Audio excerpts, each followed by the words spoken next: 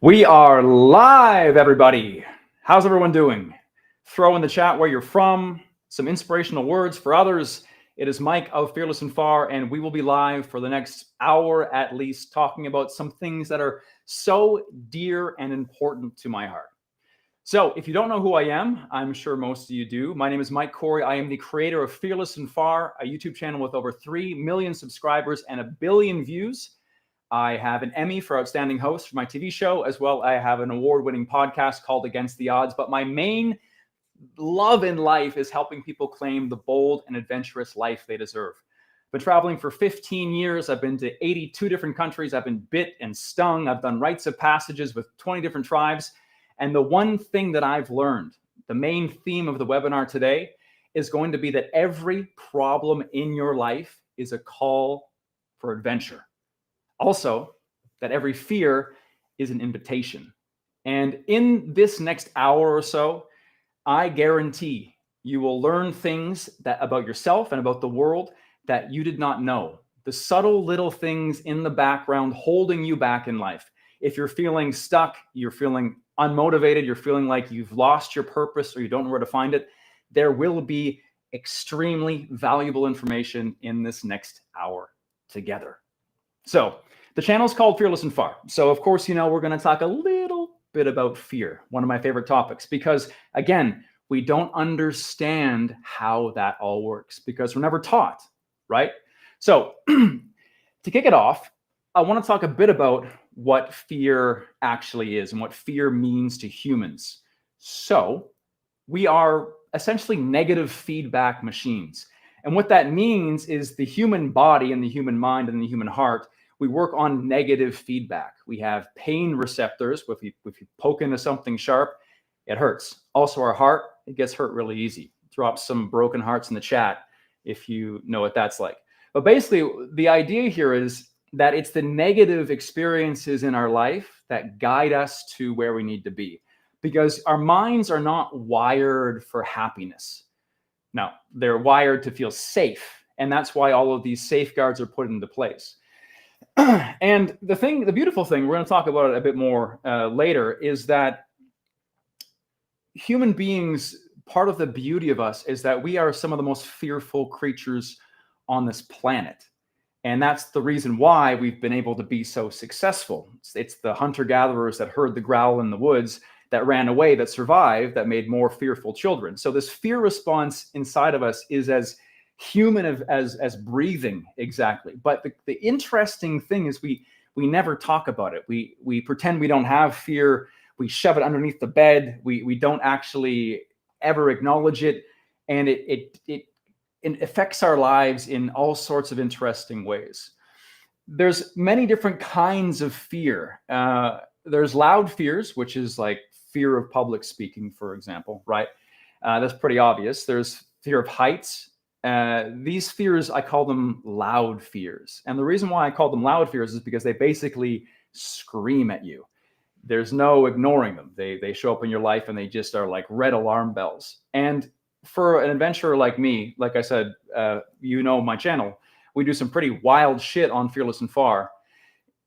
Panic is a different version of that fear. And panic kills people. One of the most important things if you decide to go on big adventures or do things that are outside your comfort zone, like let's say skydiving or scuba diving or mountaineering, it's not necessarily the circumstances that kill you. Because for these big experiences, these big activities, you train often about how to deal with things when they go wrong. But the subtle tweak here is what happens when you panic. And panic is very, very simple. It's just the fear of being afraid. And that is the next level above this loud fear that I spoke about. And so if you're afraid of being afraid, let's say you go up to do a speech, you'll feel the fear. And then all of a sudden you'll be like, oh my God, I'm feeling so much fear. And then all of a sudden you're a tire on fire. You lose control, you stumble, you fall, maybe you pee your pants or something. And then ultimately it's a disaster. It's a catastrophe. Panic is what kills. And the interesting thing between panic and fear is that fear is this thing in your life that it's very misunderstood, because Fear and excitement, if you study the body and what happens in the body, they're really, really similar. And I want you to write this down if you have a pen and paper or your phone or something. This is a really important topic here. Fear is just excitement framed negatively. Fear is just excitement framed negatively. And what I mean by that is that it's the mental framework, the story you tell yourself when you feel fear. So if you feel fear and you're like, oh my God, I'm getting afraid again. Last time I did it, I peed my pants and passed out on stage. That turns into panic and you're fucked. But when you start to understand that fear and excitement are similar, adrenaline pumps through, your hands shake, your heart beats, you can start to understand that fear can be a guide and fear can be a compass in your life to find purpose. And the first time I ever came across this was when I was starting to skydive, like 6, 7 years ago. And there was a guy named Jeb Corliss who I love. He's a squirrel suit skydiver. So what he does is he jumps off these cliffs, these mountains, these buildings, and he flies like a flying squirrel, right? And he was doing an interview. And during this interview, there was a reporter, and the reporter was like, "Oh, Jeb, you must not feel fear at all. You do all these crazy things." And it was amazing how visibly upset this guy got that this reporter, ignorant reporter, told him that he wasn't afraid. And he said something so iconic. He said, "I'm afraid every single time I jump. Being afraid keeps me alive.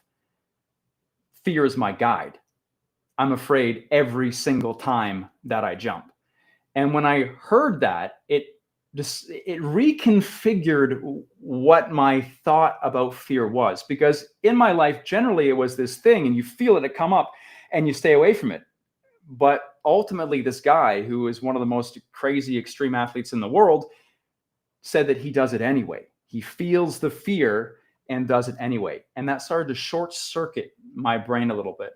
And that's why the channel ended up being called Fearless and Far, is because one of the first big trips I ever did, guys, was I was young. I was like 22 or 23. I was back home in Canada where I'm from, and there was a bunch of things that happened. I had a family member die, my grandfather, I had a car crash, a bunch of things happened. And I decided to take that first big trip, but I was so afraid. And then in the end, I kind of got double dog dared into it. And everything I feared actually didn't come true. And it all kind of came together when I made Fearless and Far, realizing that fear is the number one thing holding us back. However, very important caveat here. Fear isn't always just that beating in your chest, right? We spoke about, again, like fear of public speaking or fear of putting yourself out there. These are loud fears. What we're here to talk about, and what many of you probably don't understand, is this idea called quiet fears. And what quiet fears are, they're the subtle little termites that work in the back of your mind. These termites, these quiet fears, show up in all sorts of different ways. So we're going to go to the chat here for a second, if I can pull up the right window.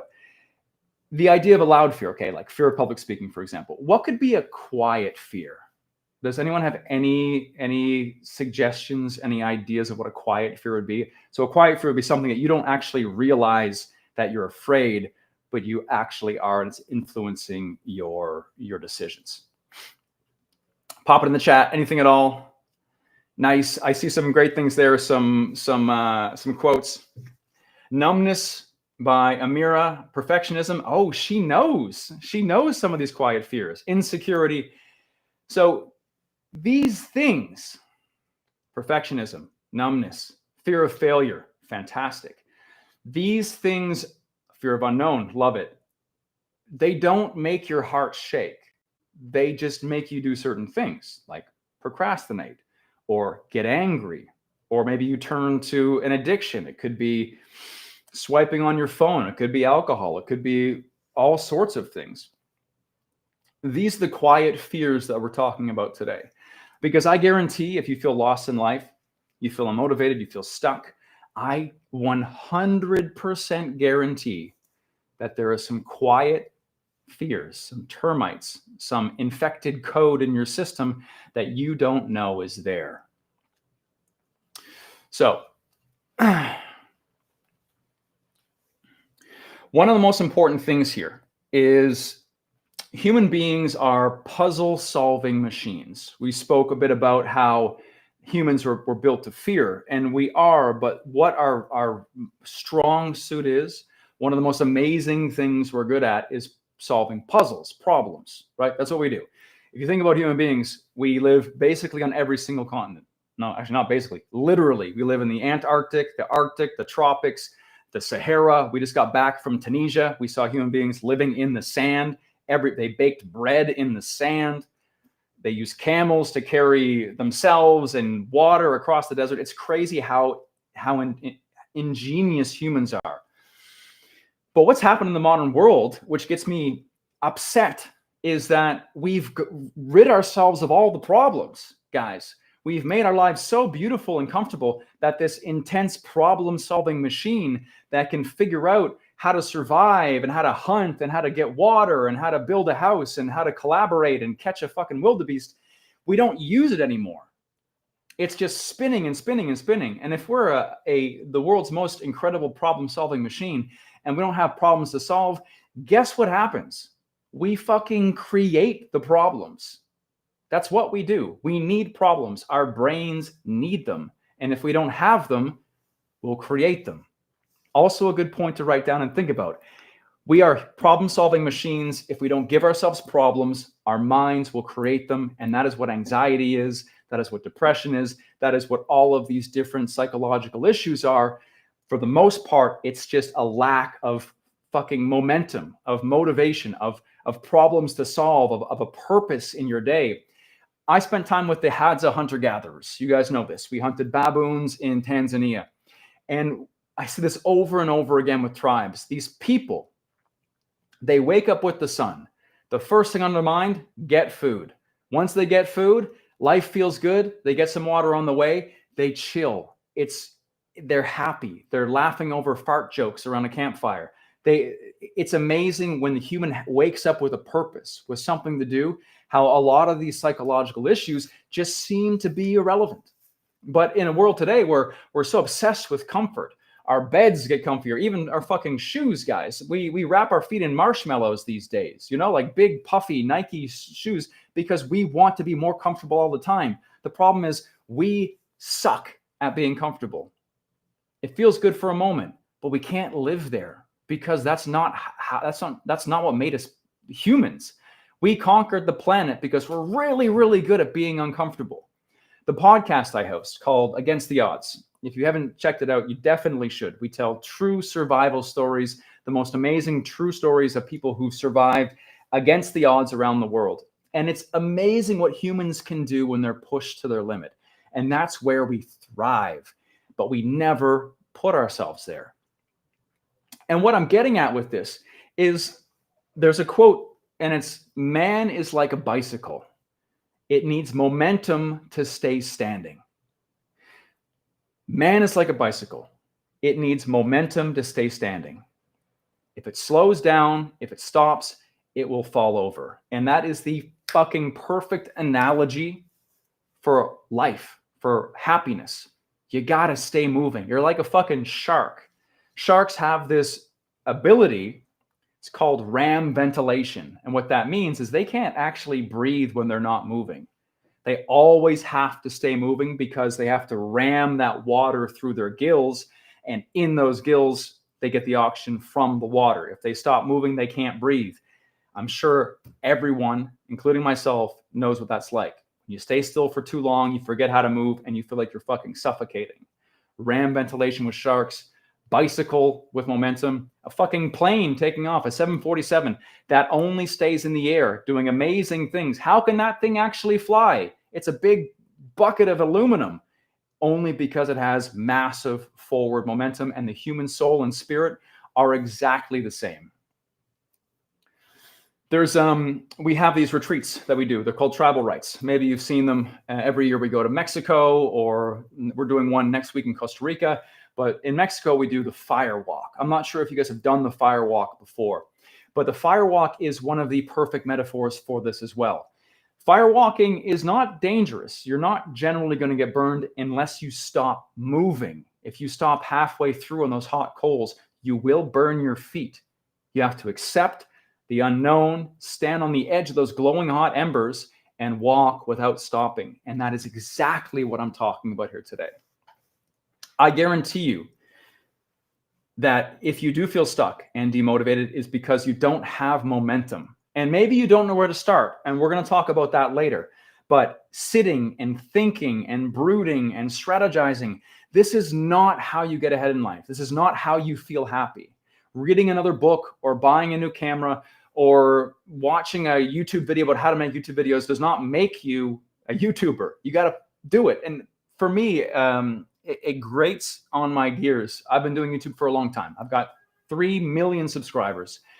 I get told all of the time, asked all the time, how do I start being a YouTuber?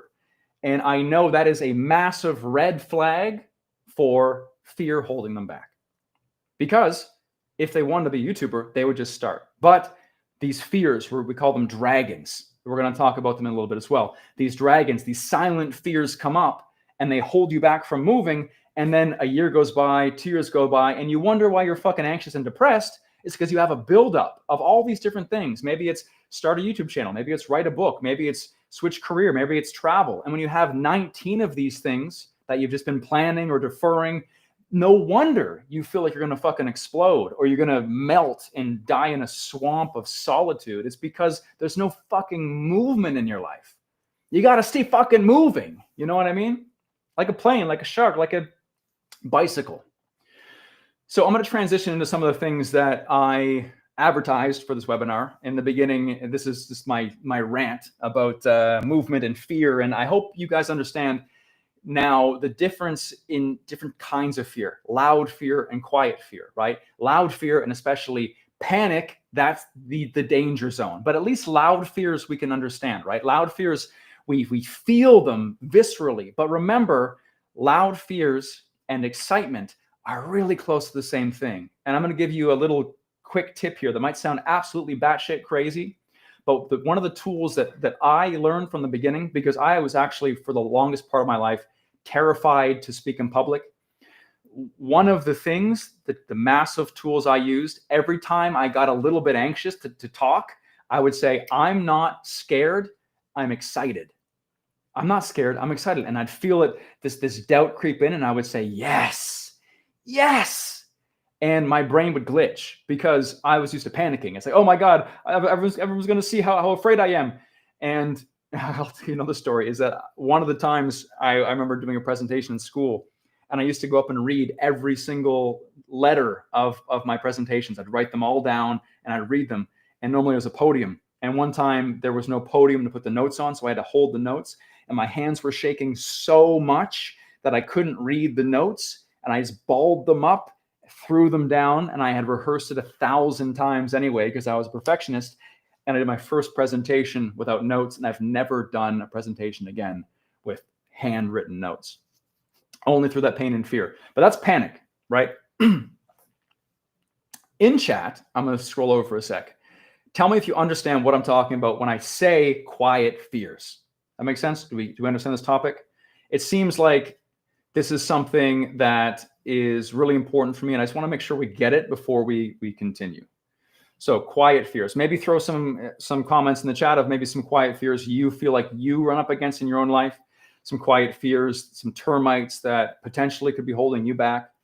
Just chat a bit and let me know. So as I do that, I'm going to transfer over to the slides and look at that fancy shit right there.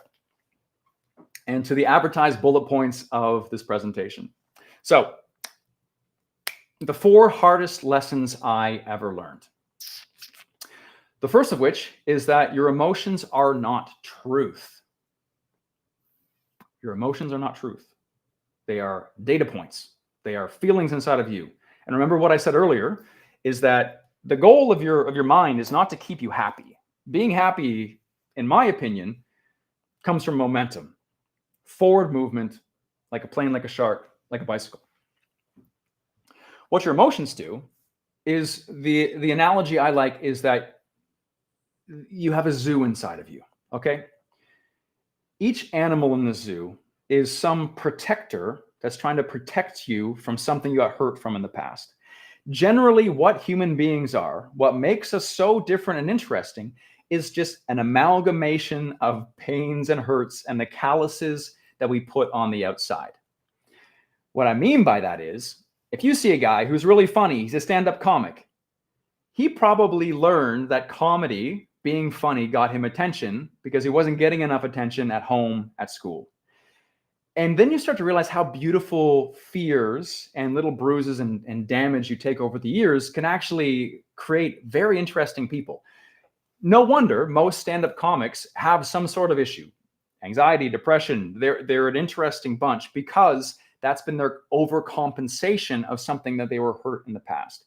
You think like Jeff Bezos and Elon Musk, these people, they have enormous amounts of money.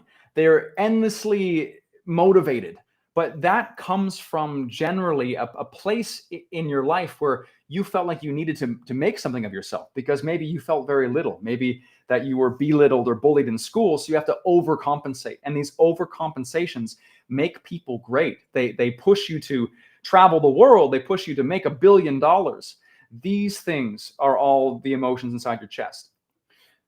But what happens is when the zoo gets loose, let's say you were bike riding once and you fell off, right? And then whenever you think about biking again, you feel scared. You're like, I hate biking. Biking's the worst. Biking's stupid. That's a resentment. And generally, resentments in your life are just an overcompensation because you don't want to go anywhere fucking near this thing that hurt you in the past. So let's imagine this for a second, that this zoo animal, let's call it a llama, is what protects you from bike riding. And if something comes up, it's going to pop up and it's going to scream at you, right? It's going to be a loud fear. It's going to say, don't do it, don't do it, don't do it. And then you'll panic or you'll just feel afraid. The goal here is realizing all your emotions, whether it be fear, jealousy, inadequacy, judgment, all of these things are just yourself trying to keep you safe. And the main thing here is trying to take these zoo animals, these protectors, see them as they are, just a little yellow flag, your brain trying to keep you safe, not happy, not content, not fulfilled, safe. See them how they are, put them back in the cage. This is also called parts work. Parts work, right? Parts work. And there's a lot of different names for this, but understanding this, that your feelings are not truth, they're just little protectors. The zoo is loose, trying to keep you safe, helps you distance yourself from these feelings that pop up that hold you back, these small fears, these quiet fears, these loud fears, and allows you to understand they're just opinions from a hurt kid who's trying to keep you safe. That's what's deep inside of us all, some hurt kid, basically. The second is that you'll never feel ready. Let me tell you another story. When I first started doing this job, like I told you, public speaking was very difficult for me. And there, what I was doing is I was trying to get better at it because I kind of faked my way until I made it. And I wanted to do a public speaking class, but I was so afraid of public speaking. And I registered for this group called Toastmasters once and then didn't go, twice didn't go, three times didn't go. And I registered a fourth time and I promised the guy I was going to go. And I get to the parking lot. I park in the parking lot. It's supposed to start at 7 p.m. I'm there. It's like 6:59. I'm like trying to psych myself up. 7 o'clock hits. I'm like, well, I guess I missed it. And I was getting ready to drive back home because I was so uncomfortable.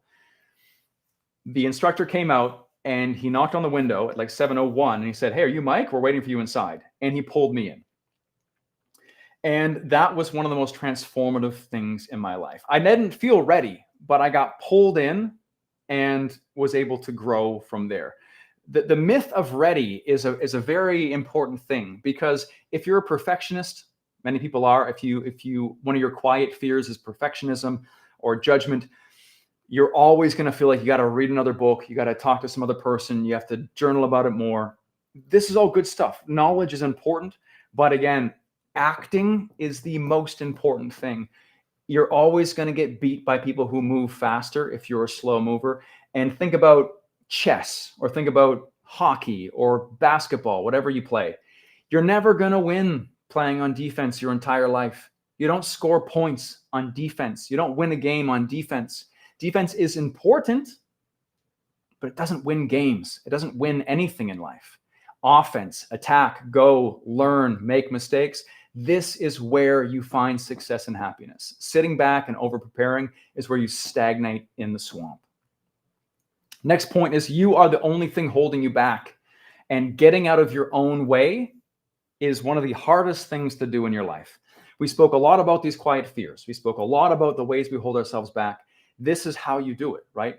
You procrastinate last minute. We're going to get into these more specifically in a second, but these are the ways you get in your own way. And it's all about accountability, because we all grow up with different backgrounds, different challenges, but something like 75% of all high achievers, people who've achieved great things, came from a background where they were deeply hurt or impoverished or lost or in an adverse family environment. They came from a place of darkness, and only from there were they able to find the light, the fire.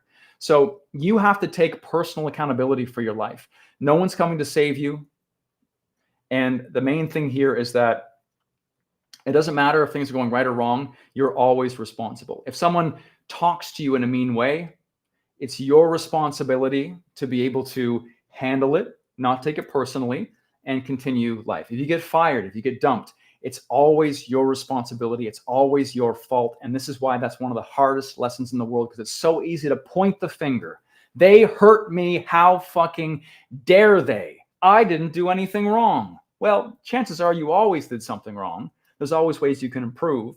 And if you always look at it like, I can solve this problem, I'm resourceful, I can make it happen, I'm the only one accountable, I own my life. There's a good Tony Robbins quote that's, you are not the manager of your circumstances, you are the owner of your life. You are not the manager of your circumstances, you are the owner of your life. These things allow you to take accountability. And there we go. Accountability. And from there, you realize that you are in your own way. The last thing is something that we've heard a lot, which is self-image. Self-image is I wish I could talk for fucking 3 hours on this, but self-image is the thing, the mold that fear builds for you. And a quote here that I want you to write down and memorize is, you will never rise above your self-image. You will never rise above your self-image. It is the limit, the hard limit. And if you try to, let's say you achieve something great, let's say by accident, let's say you worked hard even and you got it. What happens when you go beyond your self-image? Any guesses? Throw it in chat. We spoke about it already. You're growing beyond your boundaries. You're starting to go bigger than you thought you could be. And it is, that's right, ego, quiet fears, procrastination, addiction. Something will pop up. One of these insidious dragons, these deadly dragons we're going to talk about in a second, that's going to pull you right back down to where you think you are. There's a concept called emotional home. And again, remember what I said earlier, your mind doesn't want to keep you happy. It wants to keep you safe. And unknown is unsafe. And familiar is safe. And so some tricky shit happens in your mind when you start to go beyond your self-image, when you start to grow bigger. Your life gives you things. Let's say you have love, or you have money, or whatever it be. Things come your way. There's a million examples of people sabotaging the fuck out of their lives because deep down they have a quiet fear, a dragon that is guarding what feels familiar and safe. There's an example that I've heard before, which is the people who live in Louisiana, right? Southern United States. Hurricanes come through all the time, tear that place up. And then what you see is an interview on the news of some guy being like, oh my God, it happened again. And then he just moves back. Like, they don't move away. They just live there, and they get their houses wrecked by tornadoes and hurricanes every 4 or 5 years. And you're like, why are you still living there then? It's because that's their emotional home. It's familiar. They don't know what the big world's like. And that's scary. And that's not safe. And so think about your own life. You will stay in a toxic relationship. You will do these things because familiar and uncomfortable is more safe than unfamiliar, because that could be anything. At least you know the pain that you're in right now, right? You know this pain. You've lived with it your whole life. That's familiar. That's safe. And you're safe in that uncomfortable feeling. And that's where we get stuck, guys. We get fucking stuck there because it's comfortable. And that's what we want. Human beings are machines that just want to be comfortable. And that's where we get stuck. That's a swamp for us. So in your life, I want you to understand that your emotional home is not the safe place that your body thinks it is. You will live an uncomfortable, stagnant, demotivated life in that place where there's not necessarily fear, but there is comfort with the familiar, even if it sucks, even if it's uncomfortable. There's always going to be fear, loud or quiet, when you go beyond your emotional comfort zone, beyond your emotional home. That is very important to understand. Fear is, like I told you, as human as breathing. It's just our relationship to it that we can change. Bam! Next slide. So we spoke about these quiet fears and these different things, procrastination, addiction, all this kind of stuff. These are the deadly dragons, the invisible forces that run your life until you name them. Once you name them, you can start to fight them. Next slide. The avoider. And maybe if I hit one of these nails on the head, that you're like, oh shit, maybe I got one of these dragons. Because I guarantee we all have a couple or a few or all of them controlling our lives from the sidelines.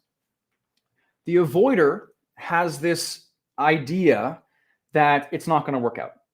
They don't have a strong self-image. They feel like they failed in the past, and if they try something, that they're going to fail again. Maybe that script doesn't happen, but they'll procrastinate. They'll try to make things perfect. If they're a creative, I'm sure some of you are, they're not going to post. They're going to stay editing. They're not going to finish the book. They're going to get stuck in this perfectionism phase because they actually don't think they can do it. It's easier to be stuck in this comfortable area of almost done than it is to finish it and it not be good. But let me tell you something, if you're a creator, that I've learned over the years. The creative process goes like this. You have an idea and you're stoked. You're fucking so stoked. It's going to be the best idea ever. It's fresh. It excites you. You start it. It's good. It's good. And then all of a sudden the hard work comes. It's not as good as you thought. Oh my God, this kind of sucks. Oh my God, I'm a fucking failure. I'm a fucking failure. And that's where everyone fucking dies. The avoiders die here. The dragon gets them in the neck. They fucking die. The successful ones post it eventually. And then they realize, actually, you know, it's not so bad. It's not so bad. We'll move on from here. We'll make something else. But be careful of this one if you're a creative, because it's very easy to get stuck. Very easy to get stuck. The dragon of judgment, the mask bearer. If I'm seen, I will be rejected. And this is people pleasing. It's making sure you look nice online. It's social anxiety. It's changing your personality. But let me tell you something about people pleasing or being a nice guy or a nice girl. People pleasing is just conflict avoiding. Plain and simple. If you're a people pleaser and you like making people happy, you hate conflict. You hate conflict. But the problem is, if you hate conflict, how the fuck are you ever going to stand up for yourself? You're going to get walked all over in life. That's a fact. If you're afraid to speak your truth, you're going to feel like a bundle of anxiety your whole life because you have all this that wants to come out. These thoughts, opinions, feelings, art, expression, that just gets bundled up into a big fucking ball of tension. People pleasing is simply conflict avoiding. And you just keep editing yourself over and over again and don't actually get to express yourself. And what kind of life is that? This often happens when you got scolded for being yourself. Maybe you were laughing a lot as a kid or screaming a lot in joy, and your father could have yelled at you. Or you gave a presentation in school or something and people laughed at you. These makes you change who you are. You're not comfortable with being who you are, and therefore you have to change who you are or not express yourself. And that is a dangerous, dangerous dragon. Next one is the dragon of control, or the chaos maker. And these are people who have to control everything all of the time, because going back to what we said, there was probably a point in their past where they couldn't actually control everything and it was scary. So now they actually try to control everything. But the ironic thing about the chaos maker, the dragon of control, is that often they create their chaos. Because again, like we said, the emotional home is familiar. So if they're used to chaos, if chaos was familiar, they will often create chaos in their own life. And for myself, I know that often in my life, I would procrastinate. I'm guilty of like most of these dragons, by the way. And honestly, the interesting thing about fear is it'll change positions. You can have one, but then once you start to squash and slay one dragon with a sword, it can transform. But often with people, they'll procrastinate until it's chaos and they get shit done, you know? Or they'll schedule their calendar so full that they're so busy all of the time because they need to have that chaos and that being stressed. If you ask somebody, oh, how's your day? Oh, I'm stressed. Oh, it's crazy. Work's crazy. They're probably a chaos maker. They probably have the dragon of chaos because they need that to feel safe. They need to feel in control of everything. So they give themselves a lot of things because that's where they need to find their power and their safety. The dragon of numbness, or the escapist. Feeling equals pain. This is a very common one, and one that I can say that I'm very guilty of too. And the symptoms are addiction, distraction, busyness, and emotional shutdown. And in this world today, when we have all of these things we're not taking action on, right? Like we said, all these blood vessels and these pressurized things inside of ourselves we're not creatively expressing or whatever it be. That builds up to some sort of anxiety. And then what do? We don't like being anxious. So we find a way to medicate that. Basically, we find adult pacifiers. And what I mean by an adult pacifier, like a baby, they have a little thing and they put it in their mouth to soothe themselves. We have those as adults. They're just called phones, or it's called alcohol, or it's called video games, or it's called porn, or it's called whatever. And what addictions do in general is we get a little bit confused of what an addiction actually is. We think addiction is this thing we're addicted to. And that could be the case for nicotine, a few other things. But ultimately, why we get addicted to screens, to alcohol, to weed, it's because we're just trying to have some freedom of release from this feeling inside we can't describe and understand. And you're never going to be able to kick an addiction if you don't begin to understand which dragon that is, what's happening inside of you, put a finger on it, name it, understand it, sit with it, not be a coward and try to escape it with a substance or a busy schedule or constantly traveling. Guilty. The idea here is you're not addicted to the thing. You just don't know how you feel inside, and you're trying to escape. Most addictions are escapes, pure and simple. The last dragon, the root beneath all others. This goes into the self-confidence, the self-image that I told you before. You will self-sabotage yourself every single time if your self-image is not in line with who you think you are, or your actions are. Every single time. And this is really important. And we went over 1,000 different ways you can self-sabotage yourself, basically. But keep these 5 dragons in mind. And if there's any that resonate with you, drop them in chat. I'm going to go over to chat for one quick second before we move on. I see some dragons in chat. I love that.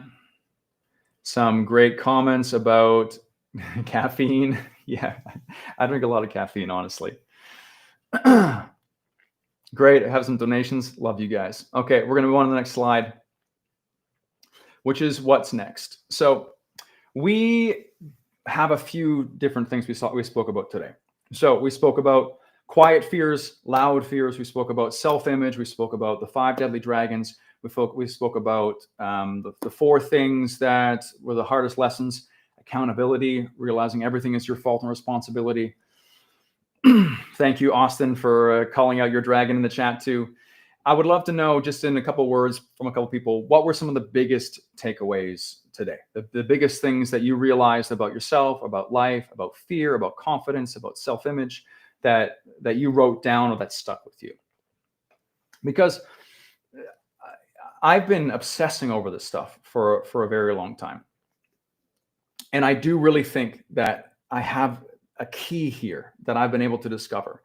And the main thing is I want to share it with you guys. I want to be able to help anybody who feels stuck, because I know exactly what it's like to feel stuck. Anybody who feels lost, that doesn't have a purpose, I know exactly what that feels like. And it sucks so much and it hurts so much that I just want to release people from that pain.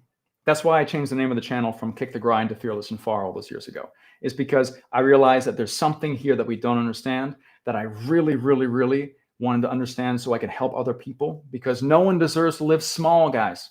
We live these lives that we're forced, we're not even forced, we're just like slowly led like a donkey with a carrot into living these comfortable lives. And we just end up suffering. And I see so much fucking suffering and depression and anxiety. And really, the main thing here is just, it's the momentum, the action, the achievement that gets things going. And I want to say thank you for joining. And also that there's a few things that I want us to take away together. I want to be able to help you. And so I've been able to build 2 different things that if you feel called to today, that you can take action and reclaim your life. So the first of which is a 7-day course. It's a series of videos every single morning, and it helps you take action. I know for some of you, you don't even know where to start. Let me be the guinea pig.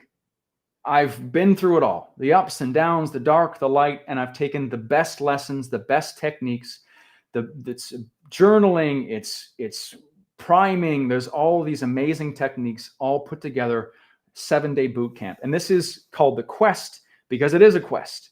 Every day there's a challenge, and the idea is to do it together as a tribe. One of the main things that I've come across in my travels with tribes is that we need tribes. We need to be together because it's so isolating in this world today. It's so easy to sit at home, binge on videos, whatever it be, and not actually feel part of a community. But we're community creatures. That's how we were able to successfully take over this fucking planet, was being a community. The second offer is Tribal Rights. Well, there's the quest course. The second offer is Tribal Rights, which is our annual retreat in Mexico, where we come together. We'll be doing our 3rd one this March 5th through 10th. And this event is if you are ready to make a massive change in your life. So the quest course, like I spoke about, you can do at home. There's a group of us doing it starting on Monday. There it is, $99 just for the group today. And together on Monday, we will start our quest together to reclaim the bold, adventurous life we deserve, to join up, join forces, go through challenges every single day to reclaim that fire and get that purpose, and most importantly, momentum back in our lives. The main thing the quest does is makes you have proud days. And I guarantee you, if you have a proud day and then a second proud day and a third proud day, this numbness, this feeling stuck, all of this will go away. Because we need to problem solve. We need to be able to have momentum, like a bike, like a plane, like a shark. Most important thing. If you don't know where to get started, check out the quest. There's a QR code on the screen, also a link in the chat. And if you're feeling compelled, there's Tribal Rights in Mexico. I fucking love this event. We have changed so many lives with this event. You show up, you land in Cancun, which is super easy to get to. From there, we take you to the middle of the Mayan underworld, the jungle.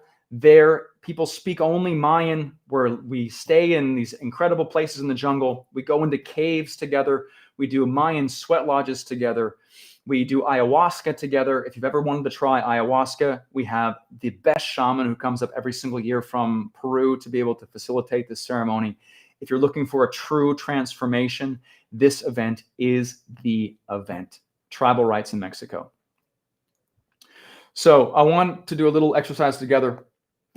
I want us to all close our eyes, just like this. And I want us to just picture ourselves sitting For me, it's in a hotel room in Malta. For you, it could be your bedroom, could be your couch, could be your office. Picture that you're viewing yourself from the outside, from above. It's dark all around you. You look out through the window. There's a mountain on the horizon. You see yourself lifting up out of the dark place from your chair, floating through that window, and you're soaring over cities and valleys, villages. You see people below you, lost, stuck, confused, purposeless, and you arrive slowly to the top of this beautiful, brilliant mountain, looking down at everyone below, all the darkness below. But you're on the top of the world. Feel the air on your skin, the cold, brisk wind. You're above the clouds. And I want to ask you to ask yourself something. Isn't it time you fucking made a change? How many more days or months or years are you going to stay still and not make a change?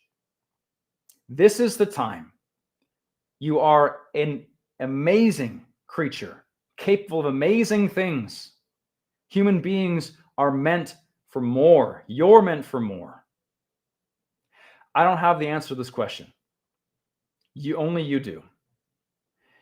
Maybe in the webinar today, you found all the answers you need. You got them all. Or maybe today you realized that it's time you need a little bit of help. There's two options on the table. There's the Quest course. It starts Monday. And there's also Tribal Rights Mexico coming up in a few months. If you feel called to join a tribe and change your life with a band of brothers and sisters, to stand up for yourself, maybe for the fucking first time, and do something a little bit scary, out of your comfort zone. Maybe you've never traveled before and you want to come to Mexico. Fucking amazing. Growth happens when you're afraid. You'll always stray back to your comfort zone. That's what's familiar. But as we learned today, that's not happiness. That's only safety. If you feel called, drop it in the chat, click the link, go to the QR code, and check out our offer. There's no pressure today. Honestly, I'm here because I know that these lessons that we've taught today and many more that you'll learn at Tribal Rights or on the Quest changed my fucking life. And I've seen it change so like 100 other people's lives. We've only been doing this for a little while.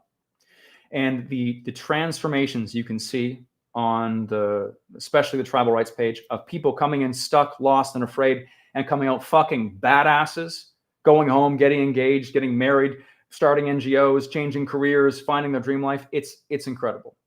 We do amazing fucking work. And I'm so excited that, honestly, YouTube's great. I love it. I will always adventure. I'll always make videos for you guys. But what I really want to do is help you have your own fucking adventures. That's what I want. Another video is great. That's fine. I'll always do that. I want to help show you the world, but I really want to have you there so I can fucking hold your hand literally and metaphorically as we do cool fucking shit together. We do things that we can tell stories about. You can go back home and you can say, oh my God, I jumped off a fucking cliff into the Mayan underworld. And then I climbed through a cave. We saw a snake. I did ayahuasca. I saw God. And your friends are like, are you fucking crazy? And you're like, yeah, I'm fucking crazy. Come be crazy with me. That's where change is. That's where change is, guys. So, we've been live now for a while, about 50 minutes. I hope you got some wisdom out of it. If you want to join us for Mexico, there should be some links. You'll be getting an email after as well. You can put a deposit up now to lock in your spot. We're already like over half full and it's still like 4 or 5 months away. You're going to want to be there. If you can't travel right now for whatever reason, that's fine. If you've never traveled again, that's fine too. A lot of people will come to Tribal Rights. It's their first fucking trip. We take care of everything once you land in Cancun. It's super easy. Don't worry about that. But if you feel like now is not the time to take a big trip, check out the quest. Email me, DM me, something. We can figure something out. At the end of the day, I just want to fucking help you guys. Okay? If money's an issue, talk to me. Well, we can maybe figure something out. I told the team I probably wasn't going to do very many questions. That I want to show up with fire, lay some wisdom, and then mic drop. But if there are some questions, I will take one or two if they're quick, because I want to keep this energy high. No questions about the Philippines. I'll come back sometimes. If you have any questions about the webinar today, I would love to have them. Any questions about the quest? Any questions about tribal rights? I'm here for all of that too. For me, the most important thing today is just you understanding how fear runs your life, but also how beautiful fear is, and that these little fears inside of ourselves make us beautiful, and that they can lead us towards passion and purpose. And one thing that I forgot to say when I was in the middle of my rant is that often in life, what happens is the people who achieve the most are the ones who find their weakness, find that dragon, and fucking slay it with a sword. And what I mean is the best men and the best women become what they lacked. Understand what I mean? So if you were bullied in school, you're going to find endless passion, endless motivation if you become a protector. We have a question. Question from Andre is, I wonder if the community and course is also like that, will be good for people that already have a strong vision. Listen, the quest course is the disaster pack. Thank you. Perfect. The disaster pack, if you feel like you need motivation today, if you're having a hard time finding momentum and getting things done and procrastinating, that's what the quest course is for. It's great at that. I teach a lot of very specific techniques. If you deal with depression or anxiety, if you have anything going on in your life that you feel like you're not getting enough done, that is the course for you. The tribal rights is if you are looking for an adventure and you want to push your limits and see what you're made of and deal with these fucking insidious fears that hold you back, loud and quiet, that is the event for you. And it's in person and we do it together as a tribe. I'm not going to be pushing you off cliffs here. Everything's voluntary, but we set up the experience for you to be able to smash through everything holding you back. That's what tribal rights is for. Another question from John White. Any other location you think of branching out for tribal rights? I saw you're doing one in Costa Rica next weekend. We are doing one in Costa Rica next weekend. It is a Fearless and Far style expedition / tribal rights. We'll be doing 2 days hiking up a mountain to visit an indigenous tribe, sleeping with them, coming back down. We're going to be met with rafts in the Pequari River, and then we're going to raft down back to civilization, and it's going to be fucking epic. What's happening for Fearless and Far? The channel videos are always going to be coming. I love them. I got a bunch on the dock right now. We're going to Liberia next, and then doing another voodoo ceremony in Ivory Coast. But my main focus now, honestly, partly because I hate brand deals, is I want to fucking help people. And these events like Tribal Rights Mexico, Tribal Rights Costa Rica, there's only going to be more and more. We'll most likely do Mexico every single year in March. That's when our ayahuasca shaman comes up. But 100% we'll be doing more next year. We're thinking about an Amazon expedition. We're thinking about doing another Tribal Rights next fall in Costa Rica as well. So if March isn't the best time for you and you do want to do a live event with me, keep tuned up. Send me an email, let me know you're interested, and I can put you on a list to be first to be notified, because a lot of them don't have a lot of spots. Like if we're going to go visit an Amazon tribe or a tribe in Costa Rica, we can't have 50 people. You know what I mean? We got to have a handful generally. So last few questions here. Next one. Hey, Mike, curious to know if you can do online work while doing the tribal rights in Mexico. Online work as in what? Digital nomad, probably. Oh, yeah. Okay. So tribal rights. So the Mexico tribal rights is pretty immersive. So if you're going to be at tribal rights, there is generally some Wi-Fi. So you're not completely disconnected if you have loved ones and things like that. But the days are pretty packed. And we encourage everyone to be there for pretty much every event, with some special exceptions if absolutely necessary. So It's only 6 days, 5 nights. So it's not like a very long time. From John White, I would love the Amazon one. Went on a lovely tourist experience, but wanted a more wild one. The experience we're planning in Amazon coming up, we'll be diving deep, deep, deep into the Amazon, like 2 days by boat and plane. Stay tuned. I'll be making videos of it first. I'm going next month. Okay.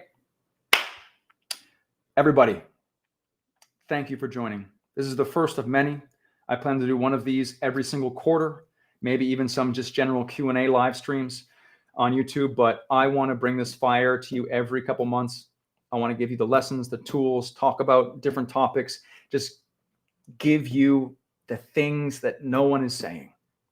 The world wants you to be fucking comfortable, and that's nice. Vacation's nice. Go to an all-inclusive, have a fucking margarita. I love margaritas. They're my favorite drink, but you can't fucking live there. And I love YouTube. I make YouTube videos all the time. I want you to keep watching YouTube. And YouTube's great. I watch a lot of YouTube videos too.